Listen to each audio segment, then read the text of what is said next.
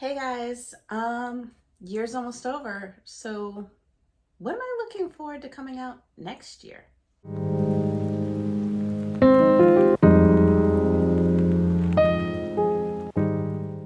Hey guys, if you're new here, welcome to the Book Path. I'm Nicole, and if this isn't your first rodeo, thanks for sticking around. The year is almost over, and if you are like me, you have been taking a little bit of a glance at what books are coming out next year. So I thought I would go ahead and pick my top 10 picks of what I am looking forward to coming out next year. Now, obviously, there are so many good books that are coming out, and I chose to kind of omit and keep out any books of series that I'm currently reading. So I know there's like a new Zodiac Academy book that's supposed to come out. Anything by Jennifer L. Armentrout, because I've already been pretty engrossed in her series. And anything as far as like Katie Roberts and a few of her series. So what I'm looking at is brand new book series, authors I haven't read before, just things that really kind of caught my attention that are coming out for next year. And since there are so many, I decided to limit it to 10. These are not in any specific order. These are just ones that caught my eye, sounded really good, and I'll go ahead and get started sharing with you. So the first one is The Reappearance of Rachel Price by Holly Jackson. Now, Holly Jackson is the one who wrote The Good Girl's Guide to Murder, and I still have to read the last book in that series, but I've been really liking that series. I love how it's kind of like that Nancy Drew take, but you also have like the way she does it with the written versions of like all of her interviews, where sometimes she has pictures of evidence, and it really kind of draws you in and makes you feel like you're solving the mystery as well. So I'm really curious to see what she's going to do in this one. So in this story, you have 18-year-old Belle, who basically her mother disappeared when she was a child, and she's the only witness. The thing is, she can't remember what happened. So now that she's a teenager, a documentary crew wants to come along and make a documentary about the disappearance of her mother, and she just kind of wants it to be done with. She wants to leave it, leave it in the past, get going. And while they are filming this documentary, her mother reappears. And so now there's like a new addition to the mystery of like, where has she been? What happened? And now you have Belle kind of like trying to remember what happened and if what she remembers is really correct. So I kind of like that mystery. It's a brand new take. It's not kind of like a murder mystery thing. It's a disappearance, and did she really disappear, or how did this child grow up with it? So it's a really interesting kind of take on it. And like I said, I really liked the Good Girl's Guide to Murder series so far, so I really wanted to check this out. And The Reappearance of Rachel Price should be coming out in April of next year, so like early April. So I will be excited to be getting my hands on that. The next book we have is The City of Stardust by Georgia Summers. This is kind of a adult fantasy, romance, magic, all sorts of fun things. This is supposed to be coming out in January, as far as I know. And this is basically, I can read this one because it's really short. The Everly family is cursed. Every generation is destined to lose their best and brightest, taken by a woman named Penelope, who never ages, never sickens, and never forgives a debt. When her mother vanishes in the middle of the night, the curse falls on Violet Everly, unless she can break it first. To do so, she must descend into seductive, magical underworld of power-hungry scholars, fickle gods, and monsters bent on revenge. And at the edges of the world, she'll find the City of Stardust, where the Everly story began. So this just sounded really good to me, because you had this family that's like seemingly cursed. They're taken, basically, and then you have this girl who's going to try to solve it, and she has to descend into like an underworld type thing. And I always love when you have to have somebody like enter in a brand new world, especially if that's like a magical fantasy world. And in it, she's going to have all sorts of creatures. So I'm looking forward to that. And the fact that it says at the end, the Everly story began, which kind of makes you think that not everything she's been led to leave might be true. So I'm like, that's kind of the fun, is where it adds just a little bit of that mystery into it. So I'm really looking forward to this, and it really had an interesting cover on it. So I loved the colors, and I'm gonna have to hopefully get my hands on this one and be able to read that one. So next up we have Where the Dark Stands Still by A.B. Puranic. I'm sorry if I mispronounced that. But basically, this one had, first off, the cover was really great. I loved it. Thought it was kind of like that. Um, it felt like it was paying homage to like the old like Grimm fairy tale, like that kind of illustration with the color, where it's got like that fairy tale esque or fairy tale esque type qualities with just a little twinge of like, I don't know, like it hit me with like a little bit of darkness, but that's just me. So anyway, this one should be coming out near the end of February, I believe. Once again, on all these release dates, this is when I last checked it. So obviously these dates can change, be pushed back, and at any moment in time. So hopefully they'll come out when they're saying and they won't be pushed back. But either way, I am anticipating them. So in this, you have a girl who is raised in a small village near the Spirit Wood, and the girl's name is Liska Rados. She knows that magic is monstrous and its practitioners are monsters. After she unleashes her own powers with devastating consequences, she is caught by the demon warden of the wood, is it the Leshy? I don't know how it's pronounced. Who offers her a bargain, 1 year of servitude in exchange for a wish. Whisked away to his crumbling manor, she soon discovers the sinister roots of their bargain, and if she wants to survive the year and return home, she must unravel her host's spool of secrets and face the ghost of his past. Those who enter the wood do not always return. So it's got like, I don't want to necessarily say Beauty and the Beast vibes, but like she has to go to this guy's castle and she has to kind of find out who he really is and maybe break a spell. I don't know what it is, but it gave me that kind of vibe and I'm here for it. So that one is, it's a fantasy young adult romance, got a little bit of gothic in there, which is not normally my forte. I'm not huge on gothic, but I do like this kind of almost fairy tale quality that I'm feeling from it. So looking forward to reading that one. Okay, so next up is A Fate Inked in Blood by Danielle L. Jensen. First off, the cover was stunning on this. I loved the bluish teal turquoise kind of with that almost silver blonde kind of thing. Just anyway, I love the colors. This is going to be the first book in the saga of the Unfated, and what I really loved about this one is it's addressing like Norse mythology and the Shield Maidens, and I loved the Viking show, and Lagertha was my absolute favorite in that show. Like, she was just amazing. So loved her. The actress who played her was phenomenal. And this is basically, you have this woman who, she's a shield maiden, and she is in an unwanted marriage.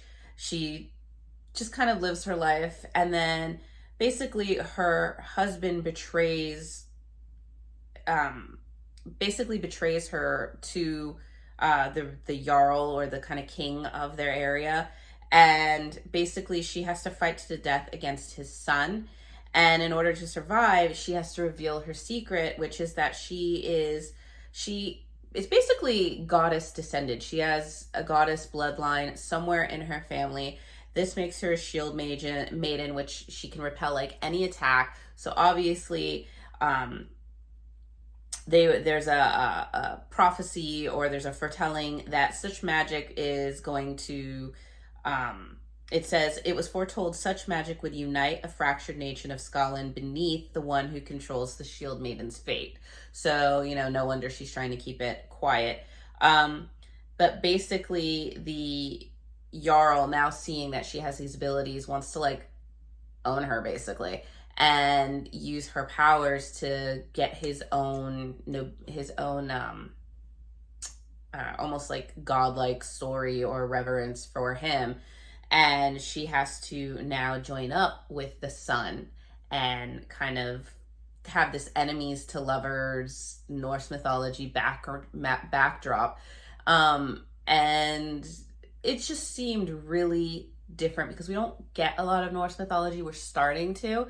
So anything that comes out of there that's kind of like Viking-esque, I mean, like the shield maidens, the Norse mythology, the jarls, the fight to the deaths between like women and men, like it just is so different. So I'm really excited to read this one, and it should be coming out towards the end of February as well. So hopefully I can get a copy of that somewhere. So next up, we have a book that I have been keeping my eye on for a while because I thought it came out in 2023. I was thinking it came out in the fall of 2020. I was thinking it came out in the fall of 2023, but it's actually supposed to come out in, it looks like March of 2024. So I'm really excited for that. And that is Bloodguard by C.C. Robson. This one just really intrigued me because it basically says 100 years, tens of thousands of gladiators, and today only one will rise. Everything in the kingdom of Arrow is a lie. Leith of Grey thought coming to this new land and volunteering to fight in the gladiator arena vicious, bloodthirsty tournaments where only the strongest survive would earn him enough gold to save his dying sister. He thought there was nothing left to lose. He was wrong, and they took everything, his hope, his freedom, and his very humanity. All Leith has is his battle-scarred body, fueled by rage and hardened from years of fighting for the right to live another day. Then Leith meets Maeve, an elven royal who is everything he despises, everything he should hate, until the alluring princess offers him the one thing he needs most, a chance to win the coveted title of Bloodguard and his freedom. But the kingdom is built on secrets and lies, and hope doesn't come cheap, nor will its ultimate revenge. So it was just really intriguing. You have the gladiatorial combat, and that's something you don't see every day. I mean, I obviously love stories where you have these kind of trial by combat competitions where there's like some huge prize or freedom or wish or some power that comes along with it is always really intriguing to me. So having this and then having kind of that fantasy element where you have this there's at least elven realm, in here. So I don't know if he's a human going into the elven realm, and maybe that's where the kind of hatred comes along. I'm not sure, but it intrigued me enough to want to pick this up. Thinking it came out earlier, is not out yet. So when it comes out, believe me, I'm snatching it. It's coming home with me, and I'm reading it. Next up, we have The Revenant Games by Margie Fuston. I'm not sure how to pronounce that. This one had me when it said All of Us Villains meets Kingdom of the Wicked. Now, I haven't read Kingdom of the Wicked, but I've heard good reviews on that one, and I've been wanting to read it. But I have read All of Us Villains, and I loved that book. So I'm really excited to read this one. And basically what I love as well is that it's basically like a feud or a fight between vampires and witches. And I was like, nice. So it says, it follows a teen determined to win the competition held by warring vampire and witch kingdoms, only to develop complicated feelings for the vampires she's supposed to hand over. Basically, blood is a survival for 17-year-old Bly, who lives in a poverty-stricken human villages caught between enemy vampire and witch kingdoms. Most of the time, vampires and witches live in an uneasy truce, buying human blood for their own food or spells. But for 2 weeks a year, the ceasefire dissolves and they can hold the Revenant Games. Any human can play the games for either the witches or the vampires. Alongside life-changing riches, the witches will raise one person from the dead for whoever captures the highest ranking vampire. In turn, the vampires offer immortality to whoever captures the most powerful witch. For most humans, the games are a ticket out of poverty, but for Bly, it's a chance to get back her dead sister Elise and save the life of her dying best friend Emerson. Together, she and Emerson forge a dangerous plan to play both sides and win both resurrection for Elise and immortality for Emerson. But when the vampire they capture stirs a passion in Bly that she hasn't felt in a long time, she'll have to make a choice for her sister or the boy who's shown her there's more to life than just survival. So I'm intrigued by this because I'm getting competition, vampires, witches, possible love triangle between Emerson and the vampire and Bly. So it's kind of hitting all the targets on there. This is supposed to come out in March. It's a YA fantasy, paranormal, romance, obviously, hopefully in there. I mean, it's kind of alluding to it, so it makes sense. But yeah, so I cannot wait to read this one. So next up, we have The Briar Book of the Dead by A.J. Slatter. This one sounded really good. It's fantasy, it's adult fantasy, which is once again gothic. I don't know. I mean, between this one and the other one that has some touches of gothic, some gothic intrigue into it. Maybe I'm coming around. Maybe I am going to start liking gothic stuff. Who knows? But it is a dark fantasy, a little bit of horror in there. It's supposed to come out once again in February. And this one says, to the outside world, Silverton appears not to matter much at all. It sits on a remote mountain pass far from the great cathedral city of Lodellin. It's run by witches who, in the usual scheme of things, would be burnt. Yet a dispensation keeps the briars safe for one simple dangerous thing, is that they are the custodians of the threshold between the civilized world and the Darklands, where the leech lords hold sway. Vampires are especially feared of the ecclesiastics, for leeches steal souls as well as bodies, and mortal souls are the church's most valuable currency. However, things are changing in Silverton, and with new forces coming into play and ancient mysteries and sins refusing to stay buried, and Annie Briar, the first non-witch born into the family of 300 years, will find herself at the center of the maelstrom. So, like in the way that it's kind of slowly building up to where you have, yeah, okay, they just live kind of on the outskirts because they're kind of like the border patrol between the regular world and this almost, once again, magical, mythical world. And they're kind of keeping the darkness at bay. It makes me think maybe the darkness is going to start to come over. The new forces coming into play. I'm going to hope that there's going to be like some romance coming into play with this new force. And the fact that you have this like 300-year-old line of witches and then you have the first non-witch, intriguing, because either is she going to develop powers later on that save, or is she just going to not have powers but still find a way to save the day, because that's where I feel like this is going. So I'm really curious to see this. Once again, it comes out in February too, so hopefully I won't have to wait too long for it. Now, obviously, you know I was a fan of Amanda Foody and C.L. Herman's All of Us Villains series. That series is complete, so this is not anything new. However, when I found out that they were getting together and writing another new book or a new series, obviously I'm intrigued. And this is A Fate So Cold. It is the first book in A Fate So Cold series. I do not know how many books there will be in there, so, but we're along for the ride. And it has very similar feels to All of Us Villains, where it's a young adult fantasy. There is magic involved. But basically you have, of the 386 wands in the nation of Alderland, Valmordian is the most famous and most feared. Tremendously powerful and unspeakably dangerous, it has only bonded with a magician when a great cataclysm looms on the horizon. Now, for the first time in over 2 centuries, it has awakened once more. Dominic Barrow has witnessed the price of power firsthand and sworn never to seek it, but destiny hasn't granted him a choice. After Dominic is forced to submit himself as the candidate to wield Valmordian, he is horrified when the Great Wand chooses him. Ellerly Caldwell has spent a lifetime diligently striving for the wand in order to help protect her country from its destructive magical winters. So she's devastated when Valmordian chooses someone so undeserving, so ungrateful, until she creates a brand new wand, a feat no magician has accomplished in known memory.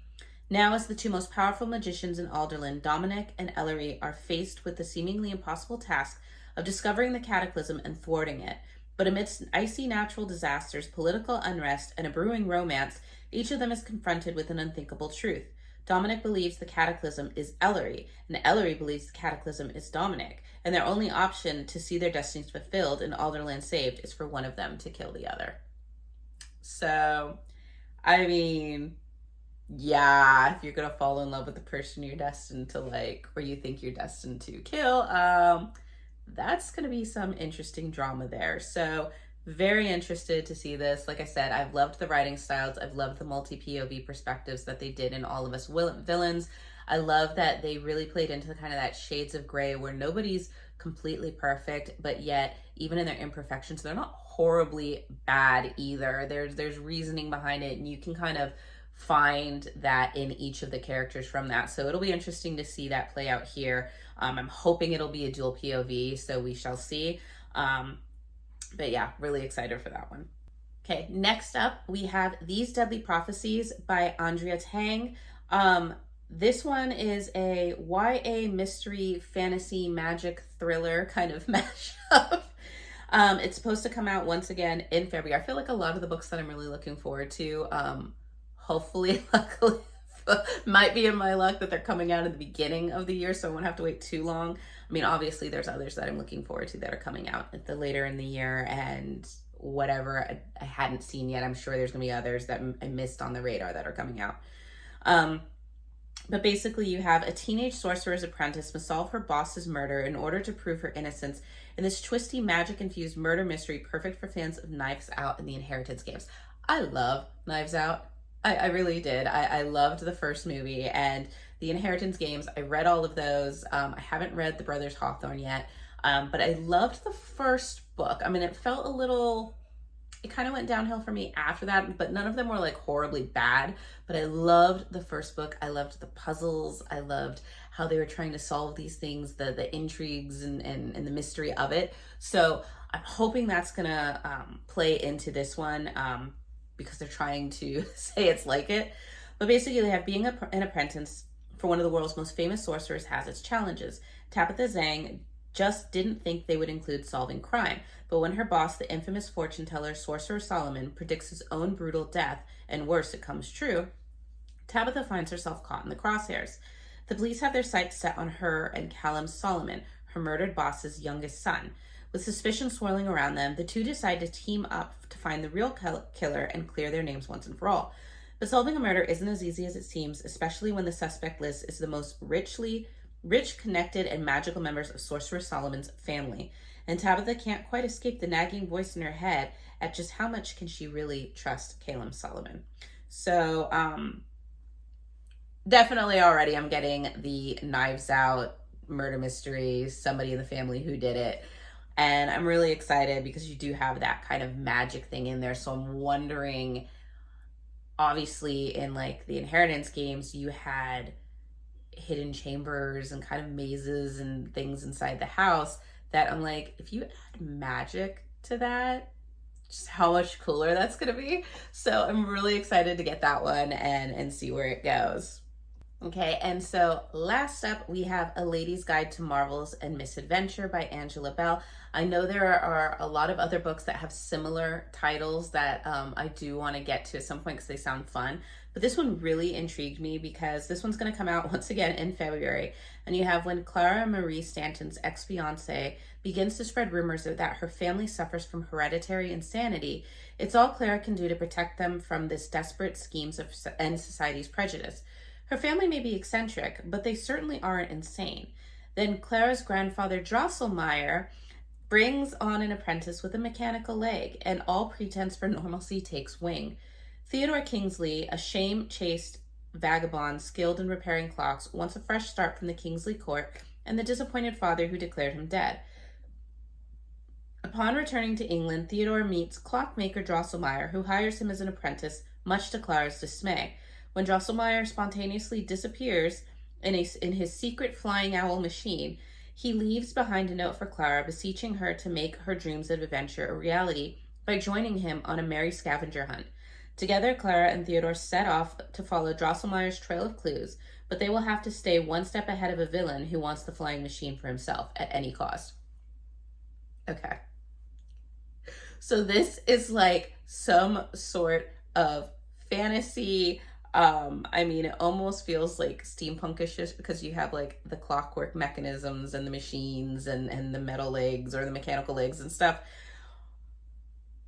But this is the freaking Nutcracker, and I love the Nutcracker. Like, I went annually as a kid, it felt like, to see the Nutcracker, and if I couldn't see it, I watched it on TV. Like, I have seen all the versions. I saw the Macaulay Culkin one when I was a kid, and I like love the Nutcracker. So if this is like an adventure, steampunkish maybe, fantasy world, the fact that it's a scavenger hunt as well, which I am living for, and possibly an enemies to lover because he's kind of the vagabond, she's kind of the lady, I am here for it so much. So much. So I am so excited to be getting to this one because I will be on the hunt for this one big time because just it's a Nutcracker. It's got Nutcracker vibes. I mean, it's Clara and Drosselmeyer. How can it not be? Like, if it's not, severely disappointed, but hoping it will be. And so, yeah, those are my top 10 picks for what I'm hoping will come out. And if some more pop out and they're going to be coming like later in the year, maybe I'll do another 10 anticipations, maybe for like the fall and the summer, and seeing what happens there. But so far, these are the ones I've got my eyes on. Cannot wait for them. They sound like so much fun. So let me know what you guys are looking out for. I might not have seen it yet, so share with me some of your anticipated reads for 2024. If any of these sound awesome to you, let me know in the comments below. I hope you guys are having a great winter, staying warm, stay safe. I've been a little nasally. Something might be coming our way yet again. It's like, we just can't. But we're gonna, persevere through it, and may your holidays be merry and bright and warm. Let's just say warm, because it's cold. Even in this room, it's cold. And I just wish you all a great time. Here's to looking forward to bookish adventures in the year to come, and I will see you guys in the next video. Bye.